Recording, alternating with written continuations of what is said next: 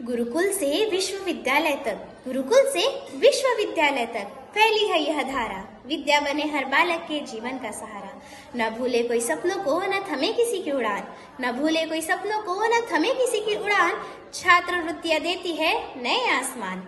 नमस्कार, जय हिंद। मैं पूजा पाल, वीएमवी महाविद्यालय नागपुर से। सरकारी छात्रवृत्ति योजना एवं उनका क्रियान्वयन, इस विषय पर अपने विचार रखने हेतु आपके समक्ष उपस्थित हूँ। मान्यवर, यह विषय न केवल वर्तमान अपितु भारत देश के भविष्य के साथ सीधा जुड़ा हुआ है।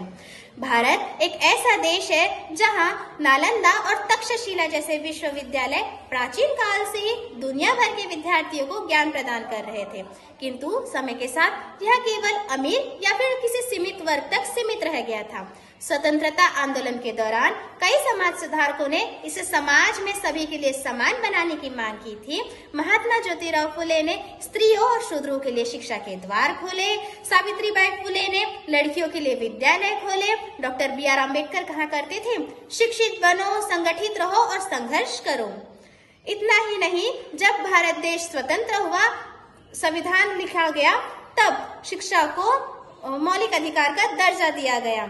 आर्थिक रूप से कमजोर किंतु गुणवत्तापूर्ण विद्यार्थी कभी भी शिक्षा से वंचित न रहे, इसे सुनिश्चित करने के लिए भारत सरकार ने कई प्रकार की छात्रवृत्ति योजनाएं चालू की।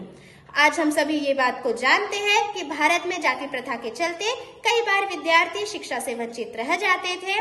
इसके लिए भी केंद्र सरकार ने अनुसूचित जाति, अनुसूचित जनजाति और अन्य पिछड़े वर्गों के लिए छात्रवृत्तियां चलाई है।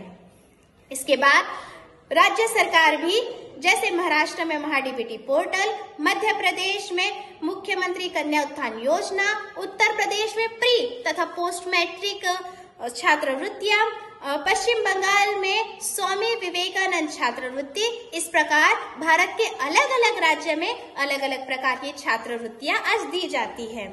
हम सब ये बात जानते हैं कि भारत में कई ऐसे उदाहरण हैं जिन्होंने केवल छात्रवृत्ति के दम पर अपनी शिक्षा पूर्ण की थी और आज वे समाज में एक सकारात्मक बदलाव लाए हैं। जैसे डॉक्टर बी.आर. अम्बेडकर स्वयं विदेश गए और अपनी पढ़ाई पूरी करने के पश्चात डॉक्टर बाबा साहेब अम्बेडकर ने भारत देश का संविधान रच दिया। इसके बाद डॉक्टर कलाम, doctor Homi Bhabha, doctor Rajendra Prasad, doctor Sarvepalli Radhakrishnan, Kalpana Chawla, यहाँ तक बाबा आमटे ने भी केवल छात्रवृत्ति के दम पर अपनी शिक्षा पूर्ण की थी और आज वे समाज में प्रेरणा के स्रोत बने हुए हैं। जहाँ एक और ये छात्रवृत्तियां समाज में सकारात्मक बदलाव लाती है और कई छात्राओं के लिए वरदान सिद्ध हुई है, वहीं दूसरी ओर ये कई बार चुनौतियां बनकर भी उभरी है। जैसे इनकी आवेदन प्रक्रिया अत्यंत ही जटिल होती है, कई बार पैसे समय पर नहीं आ पाते हैं या फिर कई बार विद्यार्थियों को तो इनके सही क्रियान्वयन का ज्ञान ही नहीं होता है। इसके लिए हमें सभी विद्यार्थियों को छात्रवृत्ति योजनाओं के लिए जागरूक करना होगा।